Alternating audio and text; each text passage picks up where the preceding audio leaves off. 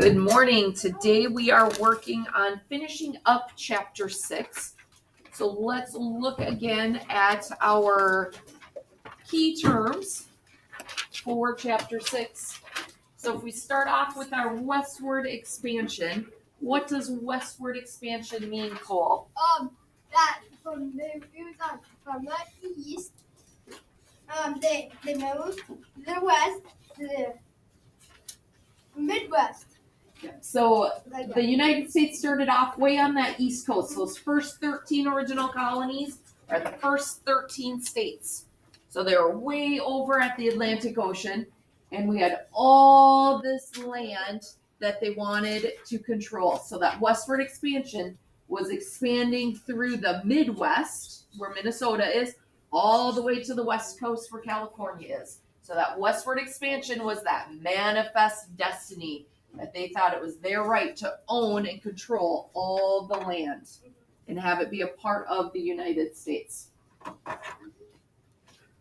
They had to make treaties with the American Indians because they controlled all of that land they wanted to expand into. So what is a treaty, Nolan? A written agreement between two or more nations. Yeah, the written agreement between two or more nations. So the American government had to create these treaties with the different American Indian nations.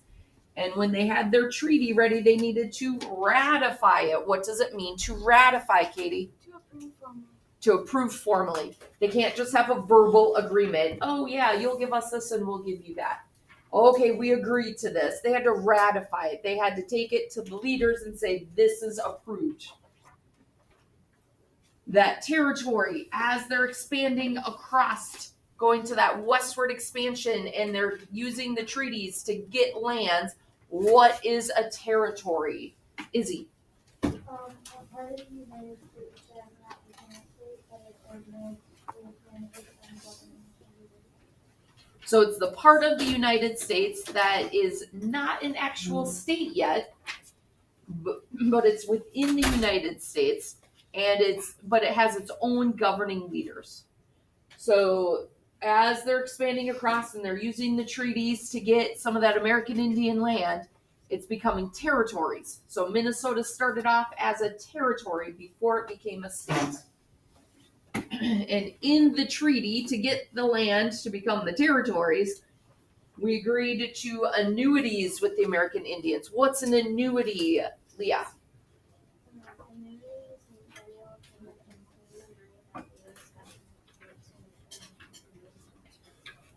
Yeah, so we were getting the land from the American Indians. In return, we're giving them food and money annually.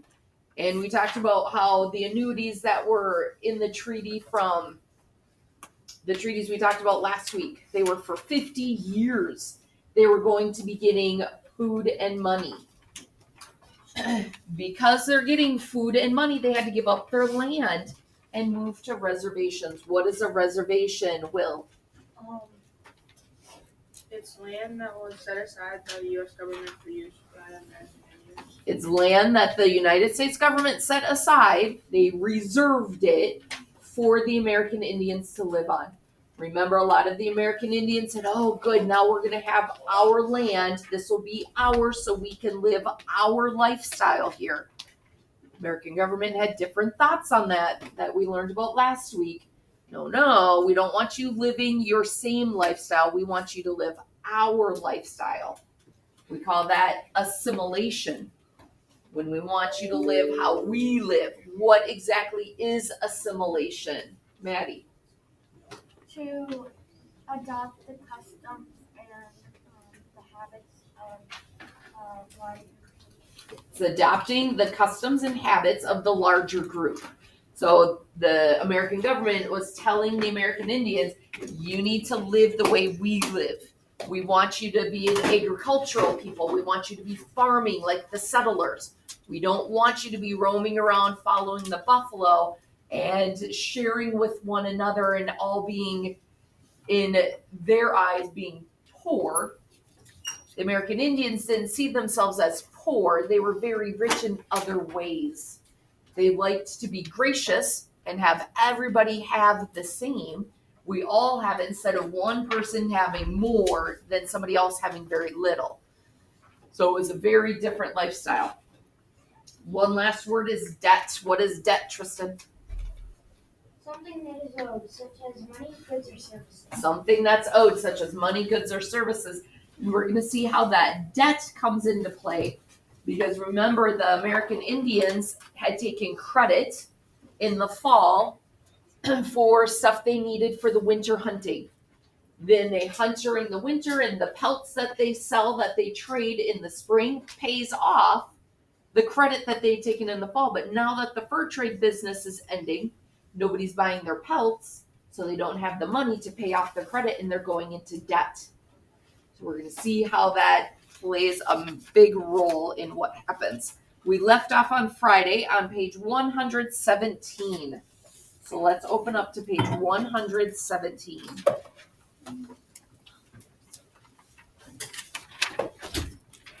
The Treaty of Mendota. Remember, we read about the Treaty of Traverse des Sioux last week, where they got a big part of land. We know that they have the land where Fort Snelling is.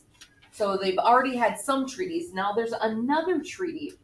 2 weeks after the Sisseton and Wahpeton bands signed the treaty at Traverse des Sioux, the Mdewakanton and Wapatu bands signed a similar treaty at Mendota. Who remembers what Mendota means? Katie? It came off the word Bedote, which means where the two rivers meet. Yeah, remember Mendota is how the English translated Bedote, which is where the two rivers meet. So now they're at Mendota.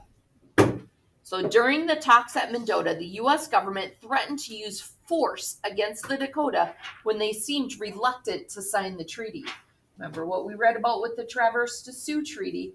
They were worried about different things. They were worried that the American government was going to cheat them, that they weren't going to uphold their part of the agreement. They were worried about what the change would mean, about having to go to a reservation. So they had some legitimate fears, and the American government threatened them. Well, if you don't sign it, we're going to force you. Together, the two treaties required the Dakota to give up almost all their remaining lands in Minnesota, about 24 million acres. In exchange, the government promised to pay them more than $500,000 immediately, which back then was a lot of money. Please stop. Plus annuities of cash, foods, and goods for the next 50 years. So this is money coming in. It's food coming in for 50 years. So that's a lot of money. In addition, 2 permanent reservations of land along the Minnesota River were established where the Dakota could live forever. So they would have this land. It would be their land always. Nevertheless, the Dakota fears that they would be cheated were realized. The U.S. Senate changed the terms of the treaties so that the permanent reservations became temporary. So now it's not that they're going to live on this land forever. They're going to lose the land. Furthermore, as the Dakota had suspected, much of the first cash payment went directly to fur traders like Henry Sibley, who claimed the Dakota owed them for goods they had purchased in previous years. So when they use a word like who claimed the Dakota owed them, makes me think maybe they didn't owe as much as they claimed. And maybe they lied a little bit about how much they actually owed. And they had that first cash payment that was supposed to help buy them food to make it through this winter. Now it's having to go back to pay the fur traders. So they don't have the food, they don't have the money for food, and they don't have food. So they're literally starting to starve because they don't have what they need to take care of themselves because they're making them pay all that money back. Some of it they probably didn't owe. Some they did. They probably had some debt, but the wording of this makes it seem like they're saying they had more debt than what they really did. If you know anything about credit cards, you know that there's a minimum payment that you need to make every month. So you might owe a lot, but you only have to pay off so much at a time, so you still have money. So instead of letting the Dakota pay off their debt, some here, and some here, as the money's coming in, as they're getting the annual annuities, they're saying, nope, you have to pay it all at once. So they're taking all their money and they're left with nothing. The land changes hands. In 1853, the Dakota were living on the new reservations. They depended on the annuities promised by the treaties to support themselves. The U.S. government also set aside a portion of these payments for education programs designed to teach the Dakota to live more like European Americans. These assimilation policies created great conflict. Many Dakota wanted to live according to their traditional ways on their reservations. They've lived like this for centuries. This is their lifestyle. And the American government saying, you know, that money that we're paying you, we're going to use some of it to pay for education programs so we can teach you how to be farmers. And the American Indians are saying, but that's not what we want. We don't want to be like the white settlers. We want to be ourselves. And you're using our money to teach us something that we don't want to learn. So there's a lot of conflict. There's a lot of pushback. We don't want this. Almost immediately after the treaties were signed, tens of thousands of newcomers began rushing into Minnesota. During the next decade, some Dakota fought against government assimilation and loss of land. Over the next 3 decades, their Ojibwe neighbors also signed major treaties with the United States that left them with only a small fraction of their homeland. So just like the Dakota gave up a lot of most of their land, so did the Ojibwe. To men like Alexander Ramsey, this change reflected how things were meant to be. It was that manifest destiny. It was meant to be. The treaties, he said, had removed obstacles that were keeping Minnesota from the lofty destination evidently reserved for her.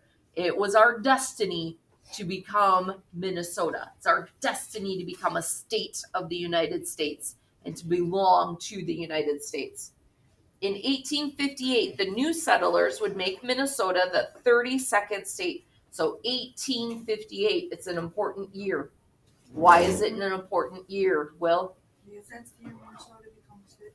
That's when we became an official state. We were no longer a territory.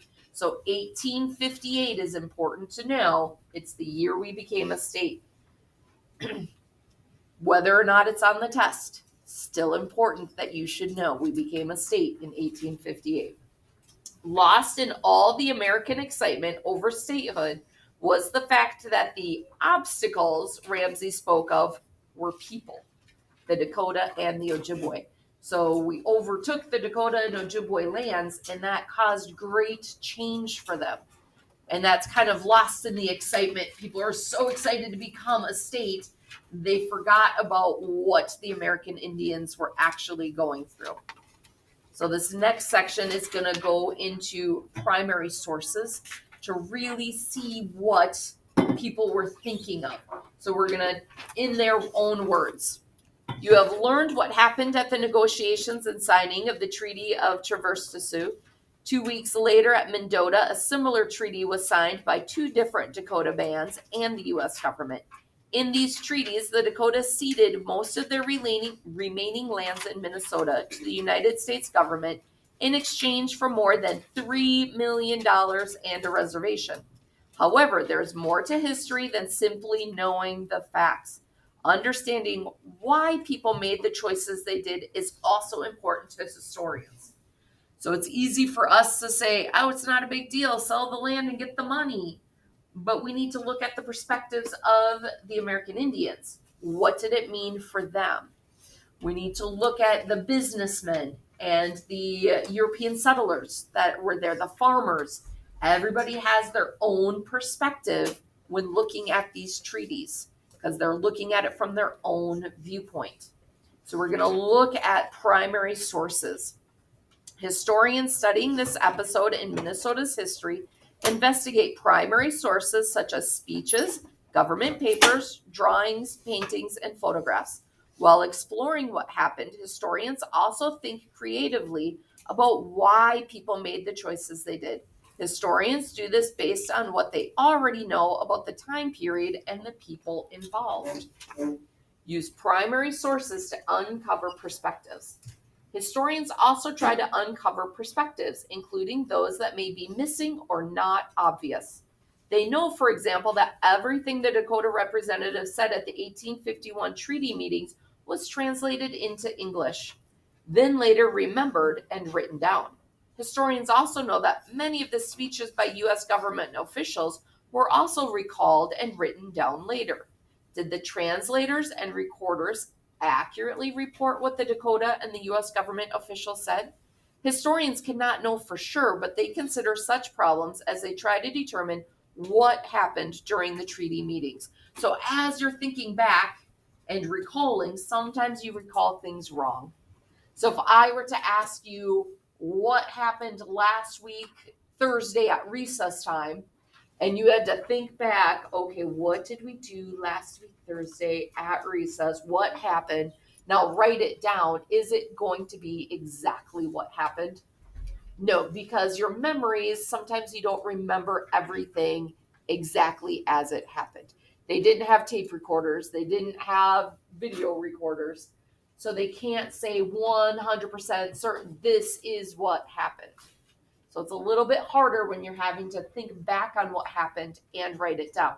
So they take that into consideration and they look at lots of sources to see what they all say in common. If you have 10 people all saying the same thing, it's a good chance that that's actually what happened. If one person says something differently, they might be remembering it wrong. Travel back to 1851. In this investigation, you will explore different perspectives on the treaties of Traverse des Sioux and Mendota. You will read what the Dakota representatives said according to their translators. You will also examine what the newcomers, U.S. government officials, businessmen, and farmers had to say. Try putting yourself inside the mind of each person as you read. Study their words carefully and look closely at the pictures. So first we're going to learn about the Dakota and what they were thinking during these treaties. Red Banner, or Chief Wapahasha, explained to Luke Lee, Commissioner of Indian Affairs, why he did not want to sign the Treaty of Mendota. You have requested us to sign this treaty paper. You have told these people standing around that it is for their benefit, but I am of a different opinion. You see these chiefs sitting around. They and others who are dead went to Washington and made a treaty in which the same things were said, but we have not benefited by them. So he's saying, look, we've already done this. People went out to Washington and signed treaties years ago, and we didn't get anything good from it. Why are we going to benefit from it now? It hasn't happened in the past. I don't think we're going to benefit now, so I don't want to sign it because from my experience, it hasn't done any good. Little Crow V, or Oya Tadada, a respected leader, described to his people what he had been seen happening to tribes in the eastern United States. Warriors, we are only little herds of buffalo left scattered. The great herds that once covered the prairies are no more. See, the white men are like locusts when they fly so thick that the whole sky is a snowstorm. Count your fingers all day long, and white men will come faster than you can count. So he's saying, look at what's happening. Look out to the east. We used to be American Indians. We're all over. We were everywhere, and now we're scattered here and there, little pieces. The white men are like the locusts. Now, we don't have a lot of locusts here in Minnesota. That's the grasshoppers. But back in the day, there used to be swarms of locusts. It used to be a problem where there'd be these great swarms would come. And that's all you would see in the sky are these locusts, these grasshoppers coming at you. Do they fly? Yeah. Oh. And so I've read stories like The Magic Tree House. One of their stories is about it. They've had it in Little House on the Prairie. It's a real thing. There used to be swarms of grasshoppers that would come, and it would be this big infestation. and then they would move on. But they would cover everything. And he's saying that's like the white men. They just keep coming. They're everywhere. So think about what we read, how tens of thousands of settlers swarmed into Minnesota when the treaties were signed. He's saying they're going to keep coming. You can count all day long and they'll still keep coming. There's just so many of them. Running Walker, or Iyanmani, described the starvation of his people. Both American Indian and European American people had overhunted game in Dakota lands. We kill no game, nothing. We are poor, very poor. Our ribs may be counted like the poles of a lodge frame through the skin. Our horses are thin. Our dogs are lean, very lean. They are too poor to bark. So it's not just the Dakota hunting the lands like it used to be. Now the European Americans are hunting the lands, and there's too many people hunting and not enough food growing. So it used to be we would hunt at this time of the year so that way the babies could grow up and we would have them to hunt next year. But with everybody hunting all the time, now the food's almost gone. The buffalo that used to be covering the land is now no more. They're just small little herds of buffalo. So they're starving because there's no food to hunt.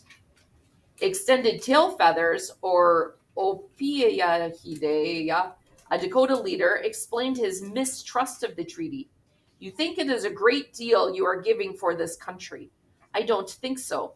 For both our lands and all we get for them will at last belong to the white men. You will take this treaty paper home and show it to the Great Father, the President of the United States, but we want to keep a copy here so that we may look at it and see whether you have changed it. Did they change the treaty? Yeah. So his fear is based in reality. They are changing it. Instead of being permanent land, they changed it to be temporary land. So he's saying, I don't trust you. And there's reasons that he doesn't trust them. After many days of difficult negotiations, Little Crow agreed to be the first chief to sign the treaty. I believe this treaty will be the best for the Dakota, and I will sign it. We wish to live and die where our great father has given us the land forever. The money is small, but we are always glad to have it, and so will our children and grandchildren to the end of the 50 years. So he's looking to the future. You know what? The president, great father, is giving us this land to be our land. So we'll take it. And that money coming in, we'll benefit from it. Our children will benefit from it. Our grandchildren, because it's for 50 years we're going to keep getting these annuities. Now the newcomers' perspectives. James M. Goodhue attended the negotiations for the Treaty of Traverse des Sioux and reported the event in the Minnesota Pioneer. Goodhue started this newspaper, which is now called the St. Paul Pioneer Press. The news of the treaty exhilarates our town. It is the greatest event by far in the history of the territory. After Red Banner, or Waukesha, refused to sign the treaty, U.S. agent Luke Lee responded with these words. Suppose your great father wanted your lands and did not want a treaty for your good. He could come with 100,000 men and drive you off to the Rocky Mountains. But your great father loves his red children as he does his white children, and he wishes us to make a treaty which he knows will save you from the trouble which is now coming upon you. Who's the great father? The president. So he's saying the president could send 100,000 troops and force you from this land and force you out to the Rocky Mountains, down to Colorado, and make you leave and get nothing. But he doesn't. He wants to make this treaty with you because he cares about you, just like he cares about the white people. So he's doing good for you. Mary Henderson Eastman, who lived at Fort Snelling in the 1840s, wrote numerous poems, articles, and books about Dakota culture. White men, Christian men, are driving them back, the Dakota, rooting out their very names from the face of the earth. So she's saying the white men are pushing the Dakota away. They're making it seem like they've never been here. These men can seek the country of the Sioux, the Dakota, when money is to be gained, But how few care of the sufferings of the Dakotas. How few would give a piece of money, a prayer, or even a thought towards their present and eternal good. So she's saying all they want, they say they're Christian men, but all they really want is the land so they can get money. They don't care about the people. They don't care about the Dakota that they're pushing off the land. So she's saying their thoughts are in the wrong places. William G. Leduc, a politician and businessman, explained why he thought the treaties should be signed. The treaties with the Dakotas had become absolutely necessary both to the Indian and to the whites. The buffaloes, which once fed in myriads upon every stream of the territory, now confine their range to the western borders of Minnesota and have left thousands of red men who depended almost entirely upon the buffalo for their food and raiment to destitution and starvation. It is therefore necessary for the Indians to change entirely their habits and become at once an agricultural people. So he's saying, you know what? The buffalo are gone. We need to look out for the American Indians who are starving. They need the reservations and the annuities because there's no food for them. They need to, instead of being hunters, there's no food to hunt, so they need to grow their food. They need to become farmers. They need to have the cows instead of hunting the buffalo. They need to grow their corn instead of foraging in the woods. So he's saying they need to change their ways. In Europe, land belonged primarily to the wealthy. In this letter to relatives in Germany, Minnesota farmer Sebastian May shared his delight in the opportunities available to him. I have been on my land 2 years. I own 160 acres. 10 of that are woodland. I have 2 oxen, 2 cows, and 10 hogs. If I remain in good health, I hope to double that. Such progress can be made here in a few years. The beginning is only hard. It took me quite a time to find a suitable place to establish a home. I feel so at home here as if I were in Germany. With little money, one can do so much. So back in Germany, you had to have a lot of money to own land. But here in the United States, in these territories that are just forming, you don't need a lot of money to own a lot of land. He has 160 acres. My yard is like half an acre. So 160 acres is a ton of land. And he's got animals. And he's hoping he's going to double how many animals he has. So he's like, wow, for little money, I have so much. Luke Lee and Alexander Ramsey reported to Washington, D.C. about the Minnesota Territory. Thousands are already eagerly waiting to enter upon this new purchase, the Dakota lands, as soon as it is open for settlement. With extreme difficulty can the agents of the government now restrain them from rushing forward in advance and occupying the lands without respect to the rights of the Indians or the authority of the law. So they're saying, oof, we have so many people wanting to come into Minnesota because it's such a rich land with its natural resources. We're having a hard time keeping people away until we get the territory, till the treaties are signed. There's just such a big want and desire for this land.